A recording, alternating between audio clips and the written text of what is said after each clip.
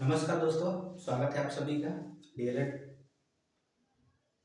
Fourth semester के previous years question पे हम लोग करने वाले हैं। आप लोगों को बता दें कि एग्जामिनेशन जो है बहुत ही जल्द आने वाला है, तो आप लोग तैयारी कर दीजिए। और प्रीवियस ईयर क्वेश्चन करने से क्या होता है कि आपको एक आधार मिलता है कि आप कैसे तैयारी किए हुए हैं या कैसा पेपर आने वाला है, क्योंकि ज़्यादातर पेपर जो है वो उसी के बेस पे आते रहते हैं। चलिए हम लोग करते हैं सारे प्रीवियस ईयर क्वेश्चन। आज हम लोग करेंगे 2021 का, ये अति लघु का है। सबसे पहला क्वेश्चन एक देखिए ध्यान से, क्या है कि 243 की पावर कितनी है? 3/5। ये घातांक का क्वेश्चन है। तो सबसे पहले हम क्या करेंगे, 243 है ना, उसको हम ऐसे रूप में तोड़ देंगे कि इसका बेस जो है बेस के बराबर आ जाए, यानी जो इसका पावर है तो पावर में जो बेस है नीचे वाला उसके बराबर आ जाए। तो 3 से कटेगा, 3/24, 3 एकम में 3, फिर 3 से घटाएंगे तो 27, 81, फिर 3 से घटाएंगे तो 3 3 9, फिर 3 से घटाएंगे तो 3 3, फिर 3 से घटाएंगे तो 1 बार, यानी 1 2 3 4 5, यानी 3 का अगर हम 5 बार गुणा कर दिए तो हमारा क्या हो गया? 343 आ गया। उसी तरह हम क्या करेंगे, 343 को लिख सकते हैं 3 की पावर, और फिर उसकी पावर लिख देंगे 3/5। देखिए 3 की पावर, जब पावर के ऊपर पावर गुणा हो तो आपस में गुणा हो जाता है। जब भी घातांक का नियम कहता है कि अगर किसी संख्या के पावर पे ऊपर पावर लगी है तो आपस में गुणा हो जाता है। तो यहाँ पे गुणा हो गया तो बचा 3 की पावर 3, यानी कि 3 गुणे 3 गुणे 3 कितना हो जाएगा? 27, यानी आपका आंसर आ जाएगा 27। ठीक है। एक क्वेश्चन वृत्त का क्वेश्चन आपको पक्का है, आपको मिलेगा, चाहे आप त्रिज्या निकालिए, चाहे व्यास निकालिए, चाहे परिमाप निकालिए, चाहे क्षेत्रफल निकालिए। तो समझ लेते हैं हम लोग एक क्वेश्चन। जैसे लिखा है कि एक वृत्त है, उसका जो क्षेत्रफल है वो कितना है? 114 है। तो क्षेत्रफल का फार्मूला होता है वृत्त का क्षेत्रफल जो होता है उसका फार्मूला होता है पाई आर स्क्वायर। तो क्षेत्रफल जो है हमारा कितना दिया है? 154 बराबर पाई आर स्क्वायर। ठीक है। अब पाई की वैल्यू हम दो लेते हैं, या तो पाई की वैल्यू क्वेश्चन में दिया होगा 22/7, या एक और ले सकते हैं 3.14। तो हम लोग क्या लेते हैं? 22/7 लेकर चलते हैं। तो ये हो गया 154 बराबर 22/7 गुणे आर का स्क्वायर। अब 7 जो है भाग में इधर आएगा तो क्या बनेगा? गुणा में बन जाएगा, यानी लिख सकते हैं 154 गुणे 7 बराबर 22 गुणे आर का स्क्वायर। अब 22 जो है गुणा में इधर आएगा तो क्या बनेगा? भाग में। तो 154 गुणे 7 बटे में कितना हो गया? 22। ठीक है।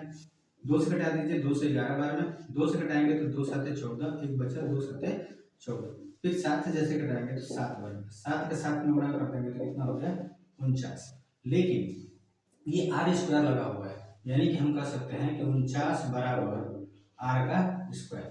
जब भी स्क्वायर हटता है तो करणी बना देता है, यानी करणी में 49 बराबर क्या हो जाएगा? आर। स्क्वायर जब भी दूसरी तरफ जाता है तो क्या बनाता है? करणी में, यानी अंडर रूट बना देता है। तो हम 7 का एक बार हमको पता है 49 होता है, यानी 7 हो गया। ये जो आया वो आर आया, आर मतलब हो गया क्या? त्रिज्या। क्या आया? त्रिज्या। हमसे क्वेश्चन में क्या पूछा है? व्यास। क्या पूछा है? व्यास। तो त्रिज्या गुणे 2 होता है। व्यास का फार्मूला क्या होता है? त्रिज्या गुणे 2, यानी 7 गुणे 2 हम कर देंगे तो कितना आ गया? 14 सेंटीमीटर। ये आपका आंसर हो जाएगा। ठीक है। उम्मीद है आपको समझ में आ गया होगा। चलिए अगले क्वेश्चन पे हम लोग चलते हैं। चलिए दोस्तों, अगला क्वेश्चन है x square minus 14x plus 49 का मान बताइए। तो एक्स स्क्वायर माइनस, अब देखिए इसका करने का तरीका है कि इसका आपस में गुणा कराते हैं। तो जैसे गुणा कराएंगे बनेगा 49x स्क्वायर। ठीक है। तो ये कहने का मतलब है कि अगर इन दोनों का गुणा कराएं, यानी दो संख्या जब तोड़े फैक्टर में, इन दोनों का जब फैक्टर करेंगे, ठीक है, तो क्या होना चाहिए? गुणा करने पे तो 49 आना चाहिए, लेकिन जब जोड़े तो इतना आना चाहिए। कितना? 14x आना चाहिए।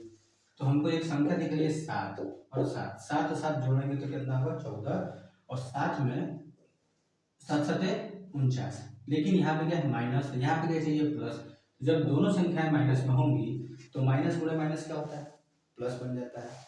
लेकिन जब जोड़ने की बारी आती है तो दोनों जुड़ तो जाते हैं लेकिन अपना साइन नहीं छोड़ते हैं, यानी कि 7 और 7 14 होगा, माइनस होगा। तो एक्स इसमें भी है और एक्स इसमें भी है, तो हम जोड़ दिए कितना? 7x, फिर -7x प्लस 49। ठीक है। अब यहाँ से देखिए इसको हटा देते हैं, इधर की जो संख्या है वो हट गई। अब हमको इसी नंबर को लेकर चलना है। अब देखिए एक्स स्क्वायर यहाँ पे यानी 2x है, एक एक्स इसमें है, दोनों को हम क्या कर देंगे, एक्स को बाहर ले लेंगे। ठीक है, बचा क्या है, यहाँ एक्स बचा होगा और माइनस यहाँ बचा होगा 7, बाहर क्या है माइनस। अब इन दोनों में 7 कॉमन है, क्यों, क्योंकि यहाँ पे 7 है, यहाँ पे 7 7 49, यहाँ पे 7 होगा, तो 7 कॉमन हो गया। फिर ब्रैकेट में x और ये प्लस है लेकिन बाहर बैठा है माइनस, तो ये बन जाएगा माइनस और ये हो गया 7। तो एक ब्रैकेट में हो जाएगा x माइनस 7, फिर दूसरे ब्रैकेट में हो जाएगा x माइनस 7। यानी कहने का मतलब है कि अगर x माइनस 7 बराबर 0 रखे हैं तो x बराबर कितना आएगा, 7 आएगा। ठीक है, यानी एक संख्या हो गई ये, फिर x माइनस 7 बराबर 0 रखे हैं तो x बराबर कितना आएगा, 7। यानी कि हम कह सकते हैं 7 हमारा आंसर हो गया। ठीक है, चलिए अगला क्वेश्चन है। एक क्वेश्चन देखिए, एक क्वेश्चन आपको ऐसा मिलेगा ही तो मिलेगा, गुणनफल करने के लिए आपको कंपलसरी है, पक्का है कि मिलेगा वो। ठीक है, क्योंकि सारे प्रीवियस ईयर में आ रहे हैं तो इसमें भी उम्मीद है कि आएगा आपको। तो चलिए इस क्वेश्चन को देखते हैं। लिखा है 15 तो 6 से 25, इसका क्या निकालना है, घनमूल। जहाँ ये 3 दिया होगा तो समझ जाना घनमूल निकालना है। तो जैसे ही ब्रैकेट ये दशमलव हटाएंगे नीचे 1 आ जाएगा, क्योंकि दशमलव के बाद जितनी संख्या होती है उतना जीरो नीचे आता है। तो अब इसका अंडर रूट क्या निकालना है, क्यूब रूट निकालना है। तो ध्यान दीजिए, देखिए 10 का 3 है तो 3 का जोड़ा बैठाते हैं तो एक बाहर निकाल लेते हैं। हमेशा देखिए घनमूल में 3 का जोड़ा बैठाते हैं और एक बाहर निकाल लेते हैं, तो ये तो बटा में 10 हो गया। इसका निकालना पड़ेगा, निकालिए 1526 और ये इसका क्या निकालना है, हम लोग निकालेंगे प्राइम फैक्टराइजेशन। 5 से कटाइए, लास्ट में 5 है तो 5 ये 15, फिर 5 का में 5, एक बचा तो इसमें हो गया 12, 5 दूनी 10, फिर 5 बचे 25, फिर 5 से घटाइए तो 5 6 30, एक बचा, फिर 5 दूनी 10, 2 बचा, 5 बचे 25, फिर 5 से घटाइए 5 का में 5, 5 दूनी 10, 5 बचे 25, फिर 5 से घटाएंगे तो 25 5 125, फिर 5 से 5, फिर 5 से 3।